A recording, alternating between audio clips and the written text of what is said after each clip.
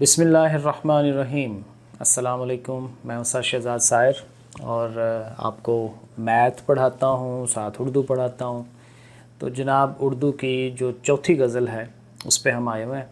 اور انشاءاللہ آج ہم اس کو کرتے ہیں۔ تو یہ غزل ہے جی ادا جعفری صاحبہ نے لکھی ہے، شاعرہ ہیں، ٹھیک ہے، انہوں نے لکھی ہے اور یہ ہم جماعت دہم ظاہر ہے آپ لوگوں کے لیے کرنے لگے ہیں۔ تو چلیں جی شروع کرتے ہیں، ٹھیک ہے جی۔ تو سب سے پہلے تو وہی بات کہ شاعرہ کا جو تعارف ہے وہ ہوگا کہ ان کی جو چیزیں ہیں، اوکے۔ تو سب سے پہلے جو ہے پیدائش ان کی، تو یہ جی 1924، ٹھیک ہے جی، 1924 میں پیدا ہوئی ہیں اور یہ بدایوں ان کے گاؤں شہر کا نام ہے۔ سیکنڈ، ان کا اصل نام جو تھا وہ عزیز جہاں بیگم تھا، اور ظاہر ہے کہ چونکہ شاعرہ ہیں تو کلمی نام اپنا رکھنا تھا انہوں نے، تو یہ ادا کے نام سے انہوں نے اپنا جو سٹارٹ کیا تھا شاعری وہ ادا کے نام سے تھا۔ پھر تھرڈ بات کہ شادی ان کی ہوئی نور الحسن جعفری صاحب سے، یہ بھی شاعر تھے، لکھنے لکھانے کا کام تھا ان کا۔ تو چونکہ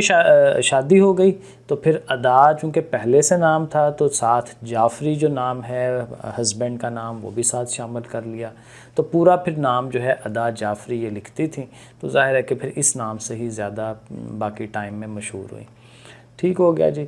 پھر اس میں انہوں نے بتایا ہوا ہے کہ پہلے میڈم صاحبہ نے پہلے نظم سے سٹارٹ لیا اور اس کے بعد غزل گوئی کی طرف جو ہیں وہ چلی گئیں، ٹھیک ہے۔ تو اس طرح سے سارا سلسلہ چلتا رہا۔ پھر ان کو دو بڑے جو ہے وہ ملے ہوئے ہیں تمغات وغیرہ، صدارتی تمغہ انہیں ملا ہے صدر کی طرف سے، ظاہر یہ ہوتا ہے، اور یہ کس کے لیے ہے؟ حسن کارکردگی کا، ٹھیک ہے، اچھے کام، ٹھیک ہے، شہرت تھی ان کی۔ اور پھر ایک اکیڈمی جو ہے ان کی ہوتی ہے ادبیات پاکستان، کافی بڑی اکیڈمی ہے، بڑا نام ہے، تو وہاں سے انہیں کمال فن ایوارڈ جو ہے وہ بھی اس سے ان کو نوازا گیا تھا۔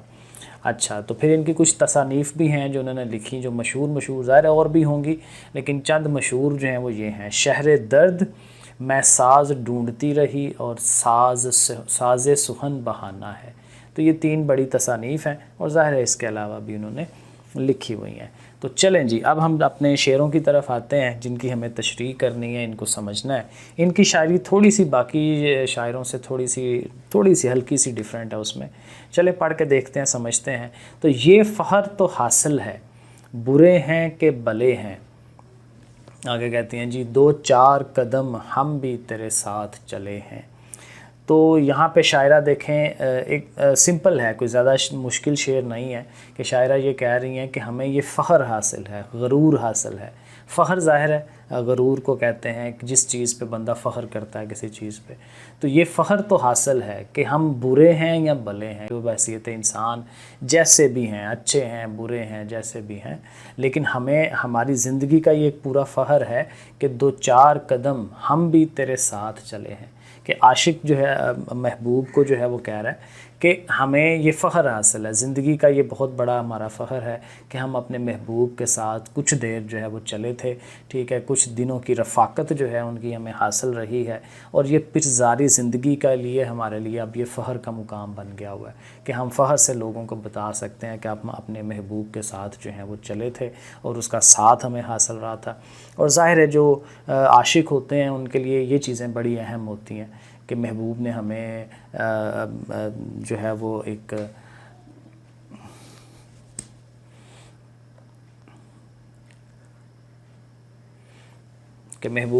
جو ہے وہ ایک بڑا اچھے طریقے سے ڈیل کیا ہے، ہمیں ساتھ نبھایا ہے ہمارے ساتھ زندگی کا۔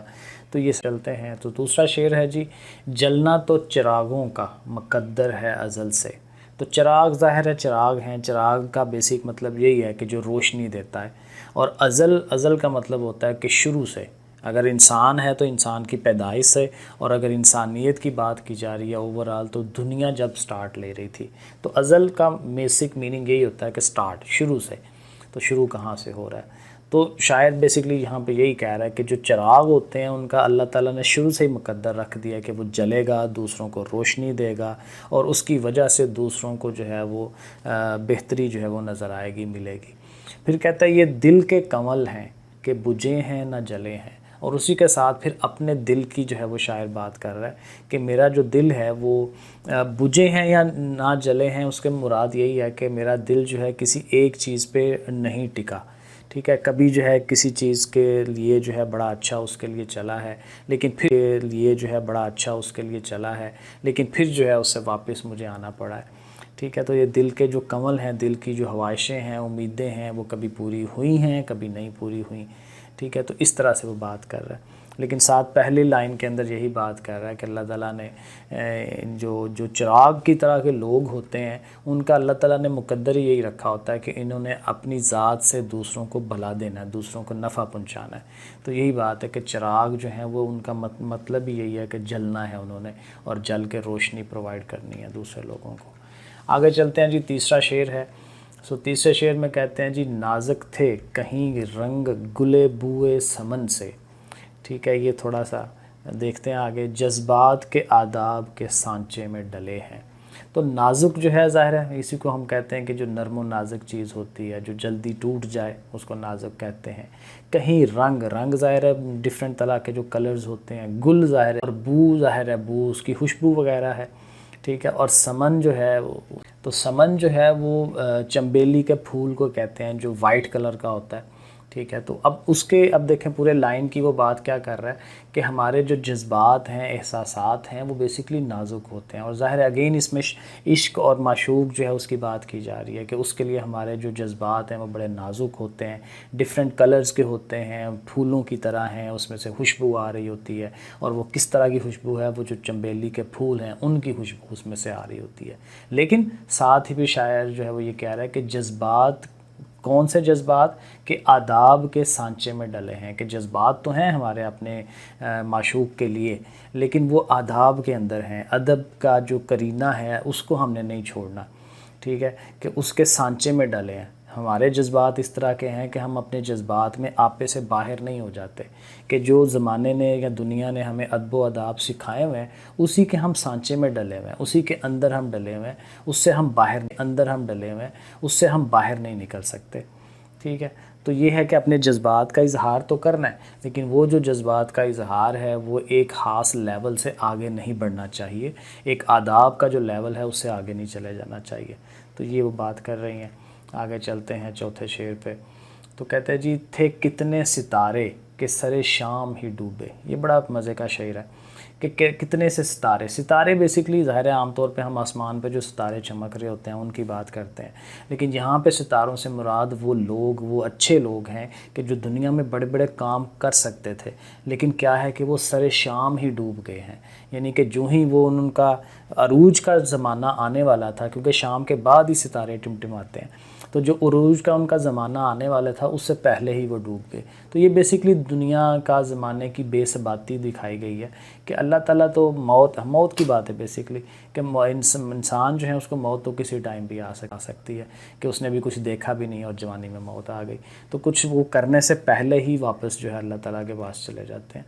اور اسی کے ساتھ وہ دوسری بات کر رہا ہے، ہنگامے سحر کتنے ہی خورشید ڈلے ہیں۔ اب سحر جو ہے صبح کو کہتے ہیں، اور ہنگامے سحر مطلب کہ صبح کا جو ہنگامہ ہے، کہ صبح نکل رہی ہوتی ہے تو اسی ٹائم خورشید جو ہے، سورج، وہ بھی ڈل گیا ہے، یعنی اسی چیز کو بات دوبارہ کی جا رہی ہے کہ جو اچھے لوگ ہیں جنہوں نے اچھے کام کرنے تھے، وہ صبح ہونے سے پہلے ہی، اگر وہ سورج ہیں، کیونکہ سورج نے تو صبح ہوگی تو اس کے بعد اپنی جو ہے وہ دکھائے گا لوگوں کو، تو ظاہر ہے کہ وہ بھی جلدی ہی غروب ہو گئے ہیں، ڈل گئے ہیں۔ تو اس پورے شعر میں اوورآل جو ہے زمانے کی بے ثباتی کا ذکر کیا جا رہا ہے کہ زمانہ جو ہے اور موت جو ہے وہ انسان کو کسی بھی ٹائم آ سکتی ہے، اور انسان نے بڑے بڑے پلانز کیے ہوتے ہیں اور اس سے پہلے ہی وہ جو ہے اللہ کی طرف چلا جاتا ہے۔ آگے چلتے ہیں جی، پانچواں شعر ہاں جی، تو پانچویں شعر میں کہتا ہے جی، جو جیل گئے ہنس کے کڑی دھوپ کے تیور۔ اب دیکھیں یہ اس میں بات کی جا رہی ہے کہ جو انسان ہیں وہ زندگی کے جو کڑی دھوپ ہے زندگی کی، یعنی زندگی کی جو مشکلات ہیں اس کو جو جیل جاتے ہیں، ہنس کے جیل جاتے ہیں، یعنی کہ دنیا میں ظاہر ہے ہر بندے کو مشکلات تو پیش آنی ہے، لیکن وہی بات ہے کہ ہمارا رویہ کس طرح سے ہوتا ہے ان کے لیے۔ تو جو ہنس کے جیل جاتے ہیں، یعنی کہ ٹھیک ہے کوئی بات نہیں، اپنے آپ کو بڑا اچھا جو ہے مینٹین رکھتے ہیں، ان تکلیفوں سے پریشان نہیں ہوتے زیادہ،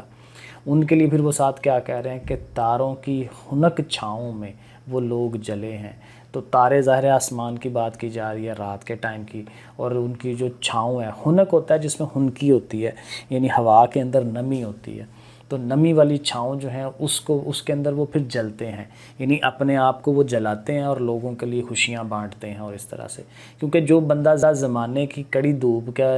اپنے اوپر حاوی کر لیتا ہے، مشکلات کو اپنے اوپر حاوی کر لیتا ہے، تو وہ پھر دوسرے کے لیے کیا کرے گا؟ تو جو ہنس کے برداشت کر جاتا ہے وہ پھر ظاہر ہے دنیا کے اندر دوسرے لوگوں کے لیے بھی بڑا اچھا جو ہے وہ جلتا ہے اور ان کے لیے کام کرتا ہے، ٹھیک ہے؟ تو یہ بات ہے اس کے اندر۔